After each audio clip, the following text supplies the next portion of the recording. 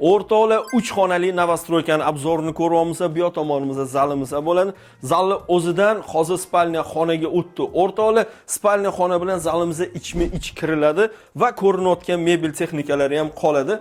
Podest tomonimizdan kirganingizda mana shunaqa chiroyli prixoshkasi, chap tomonimizda yana bitta xona. Xohlasanglar spalniya xona qilib qo'ysanglar ham bo'ladi. Xohlasanglar bolajoninglar uchun bitta xona qilib qo'yasizlar. To'g'riga kirib keladigan bo'lsak, opa-singillarimizdan yaxshi ko'radigan joy, ya'ni kuxnyasi. Ko'ryapsizlar, bu yerda ham sredniy holatda turibdi.